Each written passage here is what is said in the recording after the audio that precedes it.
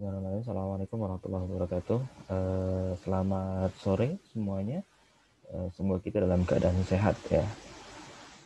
Baik, melanjutkan pertemuan sebelumnya yang telah disampaikan oleh Pak Arif ya terkait dengan pengantar apa yang disebut dengan supply chain management. Hari ini kita akan membahas tentang hal yang lebih teknis ya.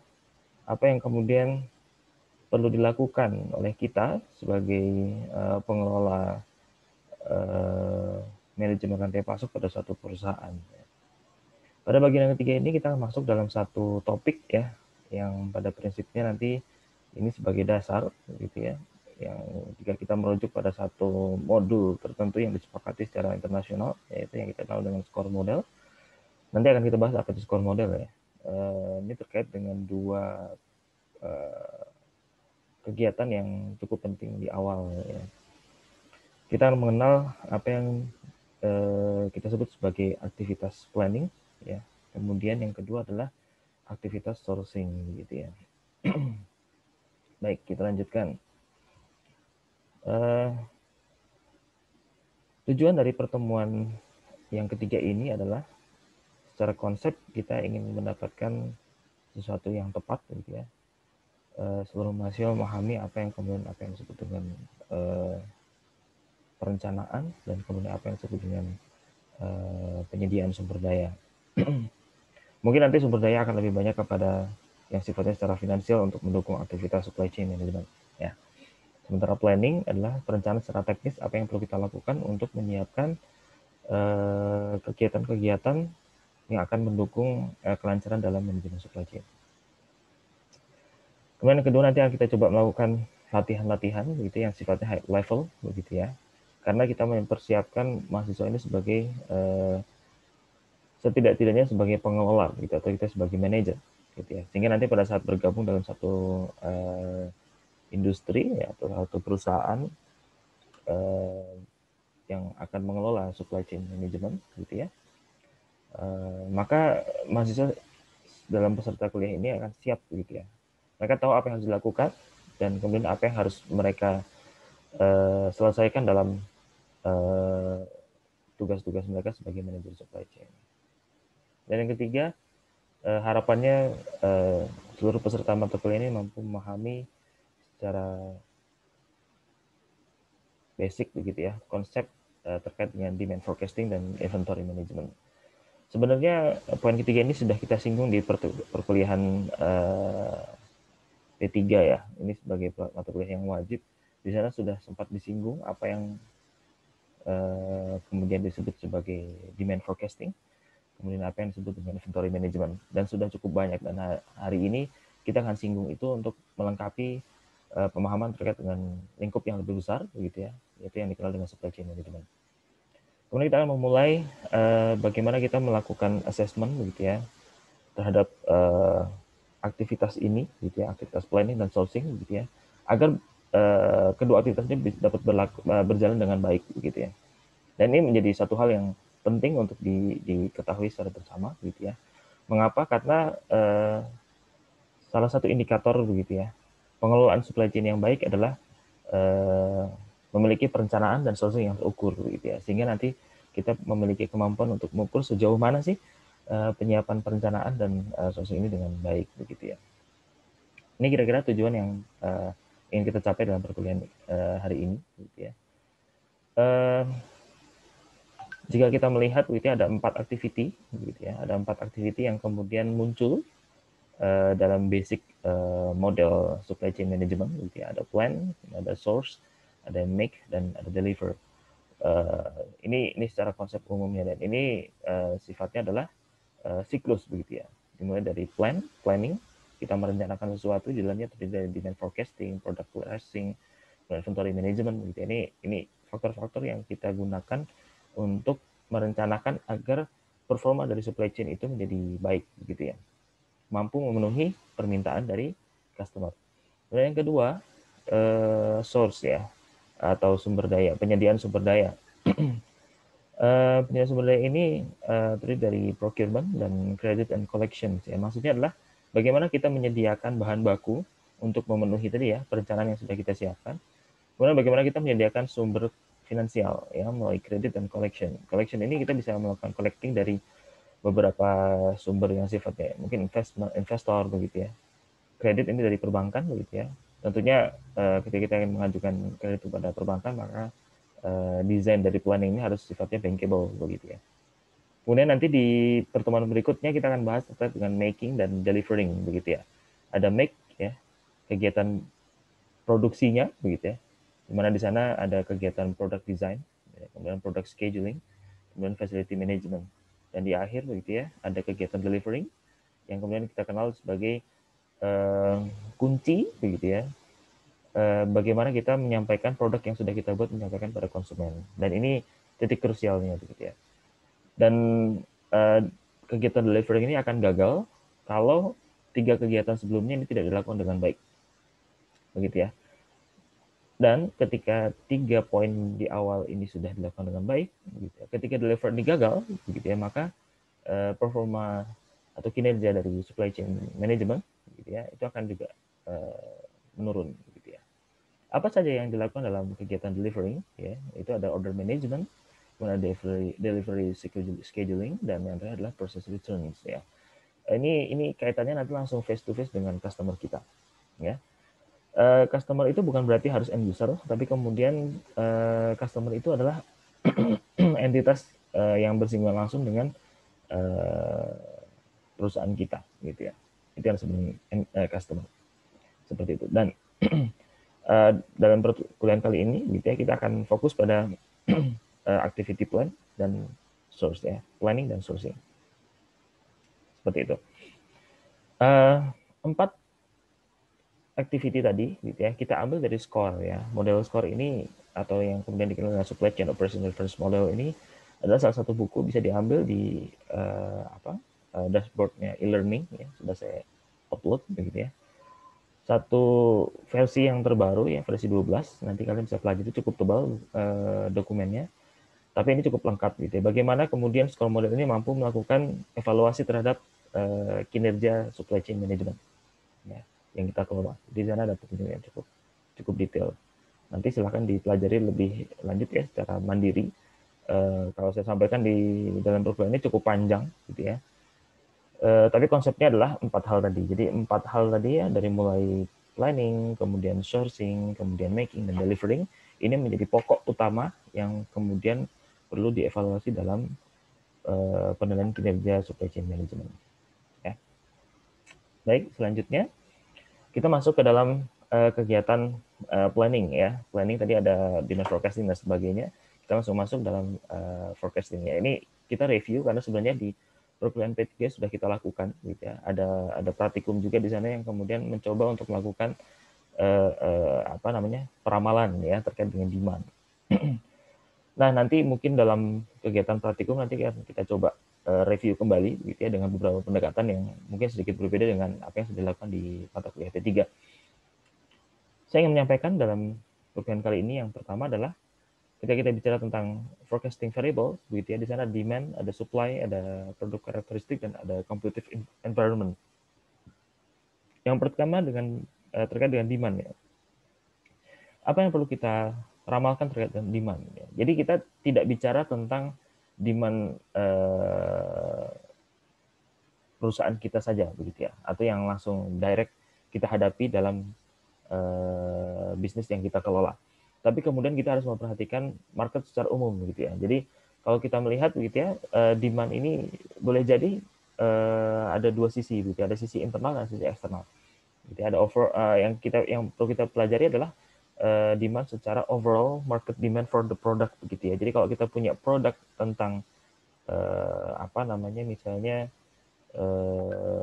keju, gitu ya, keju cheddar misalnya, kita jangan bicara tentang keju dengan produk kita saja, tapi kemudian kita harus berbicara tentang keju cheddar di pasaran secara umum. Ya, demandnya seperti apa, gitu ya. Kenapa kita harus bicara secara umum? Karena boleh jadi market yang sudah kita capture, yang selama ini sudah kita lakukan, yang selama ini sudah kita pasarkan, itu mungkin boleh jadi belum mengcapture secara umum demand terkait dengan keju cheddar yang secara umum, secara overall produk keju cheddar ya. Boleh jadi yang kita ambil ya, atau yang berhasil kita capture itu hanya sebagian kecil. Kalau sebagian kecil berarti kita ada peluang untuk mendapatkan peluang yang lebih besar. Ya. Bagaimana caranya ya? Kita perlu enforce dengan marketing, begitu ya, kemudian produk diferensiasi misalnya, begitu ya, dan sebagainya. Banyak strategi yang kemudian bisa mengcapture demand itu lebih besar, ya, dengan strategi-strategi yang lebih deep. Tapi kita harus mempelajari ini. Demand internal itu menjadi penting untuk melihat seandainya kita melakukan bisnis as usual ya. Kalau kita tidak melakukan pendekatan perubahan strategi, kita tidak melakukan pendekatan yang sifatnya agresif begitu ya, maka demand existing begitu ya, itu akan mencerminkan demand yang ke depan ya. Nah, biasanya ini nanti kita melakukan pendekatan dengan time series begitu ya. Oke, yang kemudian kedua terkait dengan supply, kita akan bicara tentang amount of product available gitu ya. Jadi berapa sih yang produk yang bisa kita penuhi begitu ya, berapa jumlah produk yang dapat kita sediakan. Ini akan mencerminkan nanti antara demand dan supply. Kira-kira nyambung nggak gitu ya. Ya, jadi ada posisi kesesuaian nggak antara demand dan supply. Kalau tidak sesuai berarti kita harus meningkatkan supply-nya. Kita harus meningkatkan kapasitas produksinya, ya seperti itu. Kemudian yang ketiga adalah produk karakteristik. Ini akan berbicara tentang product features ya, terkait dengan bagaimana fitur ini dapat mempengaruhi demand, gitu ya. Seandainya kita punya produk keju cheddar begitu ya, tadi sebagai contoh ya, bisa sampaikan fiturnya apa saja sih begitu ya, yang kemudian ini bisa mempengaruhi demand. Ini ketika kita nanti bicara tentang strategi ya, dari produk itu kemudian apa fiturnya begitu ya, apa kemudian keunggulan dari produk tersebut sehingga market bisa menarik diri dari produk yang lama beralih kemudian ke produk kita. Gitu ya. Ini yang kemudian kita sebut dengan produk karakteristik. Oleh karena itu strategi diferensiasi produk ini menjadi penting ya. Dan keempat terkait dengan competitive environment. Ini bicara tentang action of product suppliers in the market gitu ya. Jadi apa yang kemudian dilakukan oleh supplier kita gitu ya untuk menyampaikan produk kita ke end user itu menjadi penting gitu. Oleh karena itu kalau dulu kita berlepas diri dari kemudian apa yang dilakukan oleh supplier.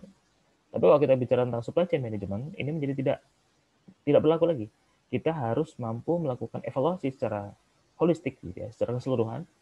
Kita sebagai penyedia produk bahkan sampai ke supplier kita harus mampu melakukan interupsi ya, atau melakukan pendekatan-pendekatan sehingga nanti si supplier ini tidak melakukan tindakan-tindakan yang mengecewakan gitu ya. Ada sebagai contoh gitu ya, jika kita melihat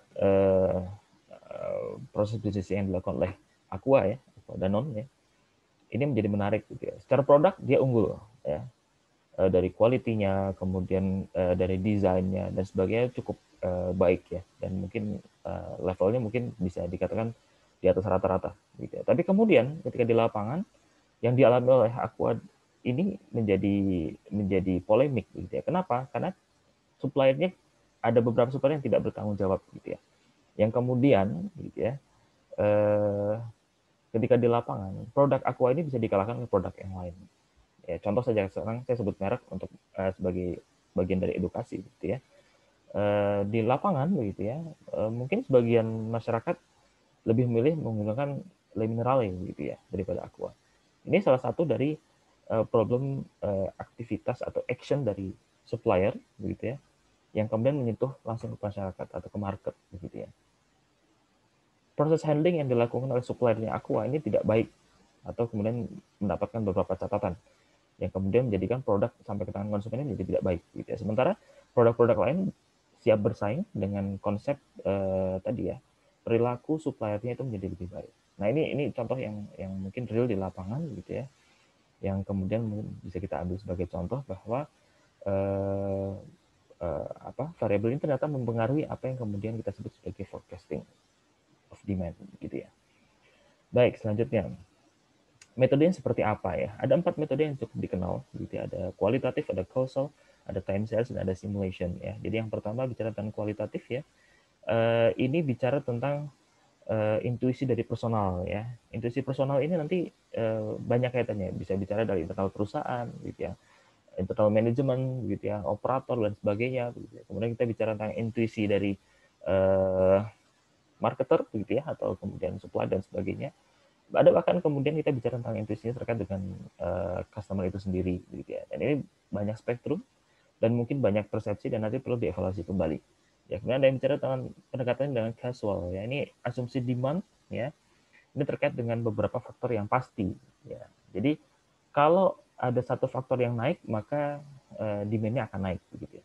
Ini satu kepastian yang mungkin ini lebih baik, begitu ya. Tetapi tidak bisa dipastikan dalam seluruh kondisi, begitu. Jadi ini akan berlaku dalam kondisi tertentu, ya. Nggak ada yang bicara tentang time series, begitu. Ini based on historical demand patterns. Jadi kita akan melihat patterns dari demand selama ini seperti apa dan kita akan mengikutinya, gitu ya. Ini biasanya menggunakan pendekatan statistical method, gitu ya. Dan terakhir pendekatan simulasi, ya simulasi ini agak sedikit lebih canggih, gitu ya, sedikit sophisticated, begitu ya. Pendekatannya banyak yang kemudian menggunakan pendekatan statistikal yang sifatnya lebih high level, begitu ya. Kemudian ada beberapa pendekatan yang menggunakan yang sedikit agak rumit, begitu ya, yang kemudian kita dengar ada yang istilahnya dengan namanya machine learning, atau kemudian yang lebih high level lagi ada namanya AI ya, atau artificial intelligence, begitu ya. Kita tidak mempelajari semuanya. Saya akan menyinggung beberapa metode saja. Kemudian nanti di apa namanya di dashboard e-learning saya ada menyampaikan beberapa video. Nanti silahkan ditonton, dibaca, didengarkan, kemudian dipahami. Baik, selanjutnya setelah kita melakukan forecasting demand, gitu ya, kita melakukan pendekatan yang sedikit lebih membumi, gitu ya. Karena bicara forecasting demand biasanya agak sedikit bicara angka-angka yang agak sulit dijangkau, begitu ya. Oleh karena itu kita mencoba merangkumnya, begitu ya. Kemudian kita turunkan, gitu ya, menjadi strategi yang achievable, begitu ya, bagi perusahaan kita. Kita sebut sebagai aggregate planning. Aggregate planning ini lebih komprehensif, begitu ya. Tidak berbicara hanya produk, tapi kan berbicara secara komprehensif dari mulai raw material, kemudian biayanya, begitu dan sebagainya. Sehingga nanti ketika itu sudah diturunkan, maka perusahaan menerjemahnya akan menjadi lebih mudah, gitu ya. Ada 3 basic pendekatan ya dalam melakukan aggregate supply plan ya. Yang pertama adalah menggunakan pendekatan capacity to meet demand, gitu. Jadi kita punya capacity berapa untuk memenuhi permintaan. Kalau nggak cukup, berarti kita akan mengadakan fasilitas tambahan untuk menyediakan produk tersebut, gitu ya. Yang kedua adalah menggunakan varying level of total production capacity, gitu ya. Ini merencanakan untuk menjaga extra production, begitu ya. Kalau ada yang lebih kebutuhannya, maka kita menyediakan supply-nya. Pendekatan bisa berbagai macam, gitu ya. Bisa outsourcing, gitu ya. Kita bisa menggunakan mitra kita untuk produksi, kemudian kita kita tarik, kita jual. Memang mungkin profitnya lebih sedikit, tetapi ini tetap menguntungkan. Kita tidak kehilangan kesempatan ya dalam menjual produk. Yang ketiga, menggunakan inventory and work in progress inventory ya. Jadi kita memaksimalkan penyediaan inventory untuk memastikan bahwa demand yang ada begitu itu bisa terpenuhi. Walaupun mungkin kapasitinya tidak terlalu mencukupi gitu ya. Jadi kita melakukan improve terhadap inventory gitu ya, dan WIP atau work in progress inventory ya. Seperti itu. Kemudian selanjutnya yang menjadi penting gitu ya dalam proses perencanaan ini adalah kita harus melakukan perencanaan terkait dengan promotion ya, atau penawaran produk kita ya. Jadi kita harus memahami apa yang perlu kita lakukan promosi gitu ya. Pada saat seperti apa kita lakukan promosi? Apakah pada saat kondisi peak season gitu ya, atau slow season? Ini menjadi pertimbangan. Kita harus mampu melakukan simulasi gitu ya.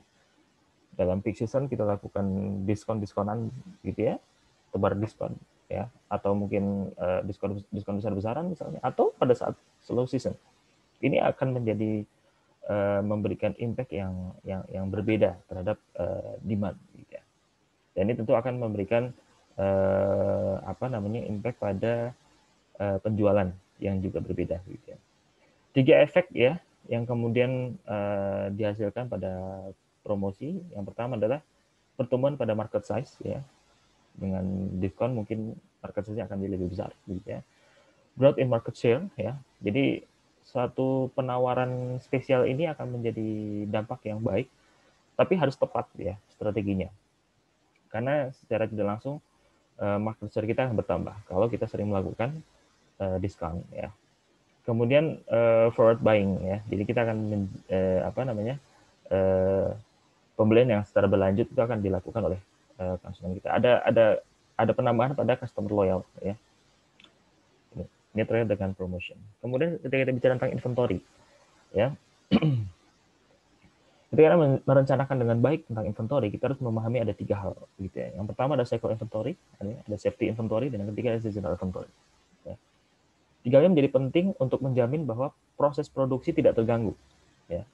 Jangan sampai gitu ya, ketika kita tapi perlu diingat ya, dulu pernah ada 2 konsep ya. Ada yang kita bicara produksi dengan pendekatan make to order gitu ya, kemudian ada yang kemudian make to stock gitu ya. Kalau make to order mungkin inventory menjadi tidak terlalu bermasalah. Kenapa? Karena kita mengerjakan ketika ada pesanan. Gitu ya. Tapi yang akan menjadi bermasalah adalah ketika kita menggunakan pendekatan yang namanya make to stock. Gitu ya. Make to stock ini artinya push method ya. Kita dorong produk kita, kemudian memaksa agar masyarakat atau market itu bisa menerima. Gitu ya. Oleh karena itu, ketika memang ada permintaan yang berlebih, gitu ya, maka kita harus mempersiapkan perusahaan kita mampu menangani itu. Ya, ada cycle inventory, ada safety inventory, dan ada seasonal inventory. Lanjut saja. Ya, cycle inventory. Apa itu cycle inventory? Cycle inventory adalah inventory yang dibutuhkan, ya, agar proses produksi tidak terganggu, even pada saat kemudian proses pengisian ulang inventory, gitu ya. Misalnya kita punya gudang, gitu ya, punya kemampuan 100 lot misalnya ya, penyimpanan. Seberapa lama kemudian gudang tersebut dapat terisi kembali? Misalnya apakah dalam waktu 2 pekan ya, atau 1 pekan gitu ya, produk itu akan terisi kembali, raw material itu akan terisi kembali dalam gudang kita. Ya. Dan kapan kemudian kita harus melakukan pembelian kembali begitu ya. Jadi on hand inventory ya, inventory yang kita miliki ini harus memenuhi permintaan yang sudah kita ramalkan gitu ya. Jadi seandainya on hand inventory ini akan cukup ketika permintaan itu muncul di lapangan ya, terrealisasi. Jangan sampai kemudian pada saat muncul permintaan ternyata on hand inventory-nya kurang. Ya, ini kemudian disebut cycle inventory. Jadi kita harus berpikir bagaimana kemudian cycle inventory ini betul-betul memenuhi target-target atau perencanaan yang sudah kita tetapkan dalam rencana produksi. Ya. Kita dapat melakukan perhitungan, ya, kapan kita harus melakukan reorder, begitu ya, kapan kita harus memesan, gitu ya, dan berapa jumlahnya yang harus kita pesan. Itu dengan pendekatan EOQ. Ini yang paling umum lah ya. Ada banyak pendekatan, tapi ini yang cukup umum dan populer. Ada yang namanya economic order quantity, ya. Jadi kira-kira begini ya. Yang garis putus ini adalah total cost, begitu ya. Kemudian yang menurutnya adalah ordering cost, begitu ya. Kemudian yang lagi adalah carrying cost ya. Jadi sumbu X ini adalah biaya, gitu ya. Yang Y ya, ini adalah biaya. Kemudian ke kanan ini yang sumbu X ini adalah jumlah, ya, jumlah dari raw material. Jadi kalau semakin besar jumlah yang kita beli, gitu ya, biayanya mungkin lama-lama akan turun, ya, ordering cost-nya akan turun. Seperti ini, gitu ya. Tetapi untuk biaya penanganannya, handling cost-nya atau carrying cost ini akan semakin meningkat. Ya. Jadi ketika jumlahnya kecil, ini carrying cost-nya akan sedikit. Tapi ketika jumlahnya meningkat, gitu ya, maka biaya handlingnya juga akan meningkat. Ya. Oleh karena itu, ada satu titik yang cukup berada pada kondisi yang sangat murah, ya. Ini pada titik yang berada di bawah dari total cost ya, dan ini yang kita pilih, dan ini yang titik ini yang kemudian kita pilih menjadi titik pembelian ya, berapa jumlah yang harus kita beli ya, seperti itu. Ini yang dikenal metode dengan EOQ.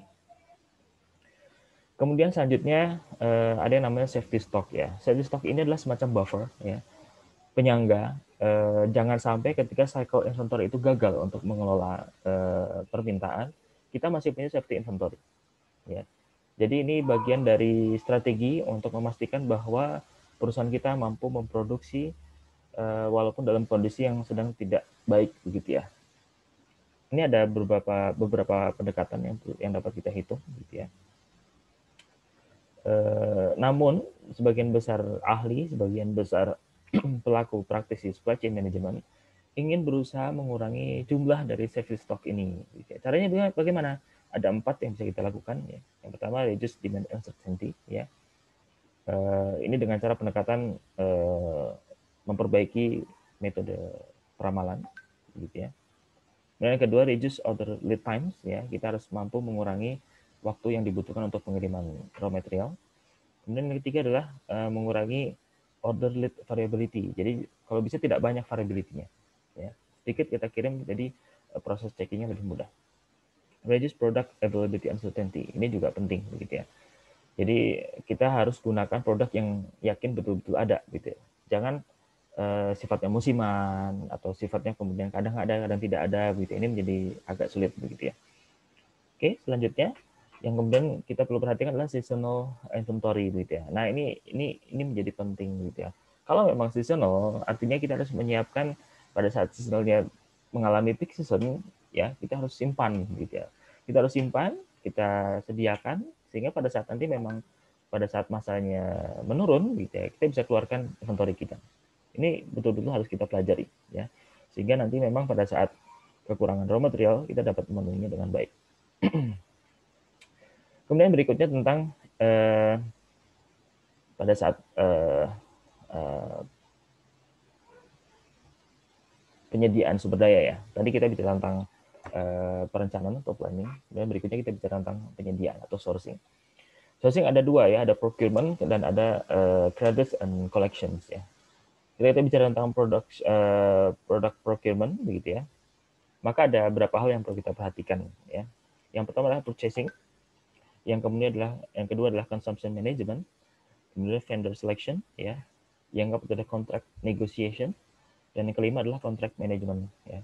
Ini 5 hal ya yang nanti Anda akan disenangi oleh bos Anda. Kenapa? Ketika 5 hal ini bisa dilakukan dengan baik, efektif dan efisien, Anda akan mendapatkan banyak bonus. Saya yakin itu. Kenapa? Satu, purchasing ya.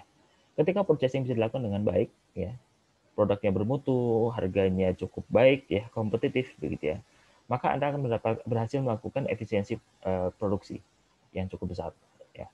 Dengan demikian Anda akan mendapatkan applause ya. Anda akan dihormati, Anda akan mendapatkan sanjungan gitu ya. Kenapa? Karena berhasil melakukan efisiensi penyediaan raw material ya. Ini perlu ada pendekatan khusus menurut saya ya. Kita harus melakukan pendekatan sifatnya strategik begitu ya. Kemudian yang kedua, kita harus mampu menilai mitra-mitra kita begitu ya, supaya kita mampu melakukan purchasing dengan baik. Yang kedua, consumption management begitu ya. Ini bagaimana kita melakukan konsumsi dari manajemen ya.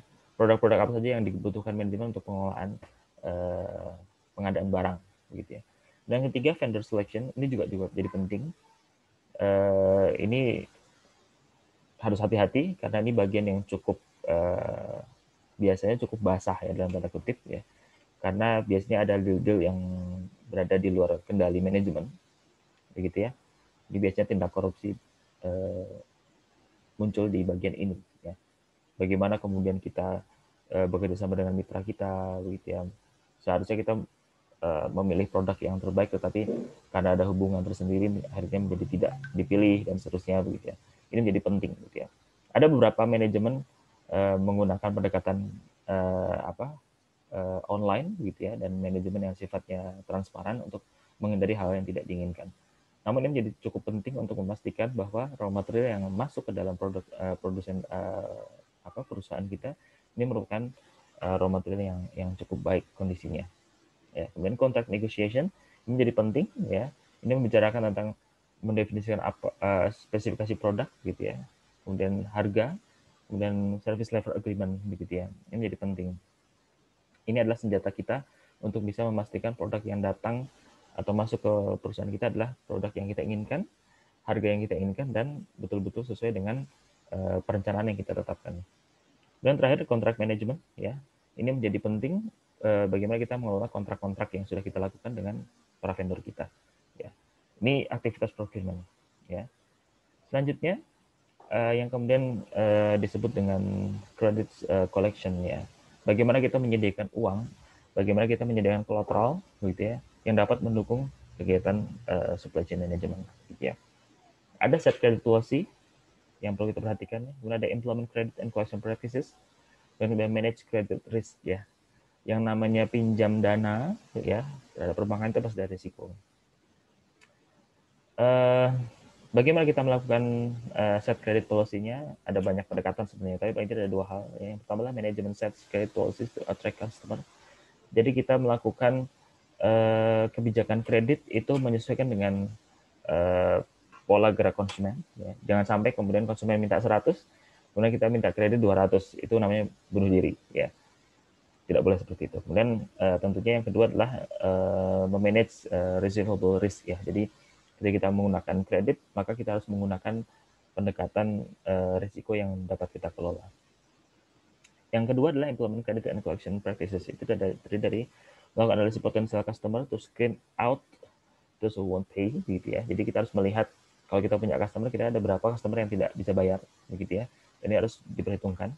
Kemudian work with salespeople and customer to collect payment for products delivery by company. Ya, jadi kita harus bekerja dengan bagian penjualan dan yang hubungannya langsung dengan customer. Kira-kira kemampuan bayarnya seperti apa sih, gitu ya? Supaya nanti pada saat kita melakukan kebijakan kredit itu kita betul-betul mampu bayar, begitu ya. Dan yang ketiga adalah manage credit risk ya. Kita harus mencari jalan, find ways to lower risk to offsetting of new customer gitu ya. Karena kita gambling gitu ya dengan customer baru gitu ya. Kira-kira mampu bayar atau enggak gitu. Kita harus hitung resikonya. Kemudian membuat credit dan finance programs to fit customer needs ya. Jadi memang kita tidak membuat kerjasama kredit yang tidak bisa kita bayar gitu ya. Yang terakhir, review dan revise customer credit status over time. Jadi kita melihat sejauh mana sih customer yang baik ya, yang bayarnya benar, yang nggak telat atau nggak pernah bayar dan sebagainya. Kalau yang nggak pernah bayar kita delete gitu ya. Seperti itu. Jadi ini untuk memperbaiki cash flow dari perusahaan kita. Saya kira itu yang dapat saya sampaikan. Jika ada pertanyaan nanti bisa disampaikan pada kelas atau link Zoom yang sudah sampaikan pada dashboard e-learning atau bisa dilakukan melalui WhatsApp group ya. Baik, sekian. Terima kasih. Assalamualaikum warahmatullahi wabarakatuh.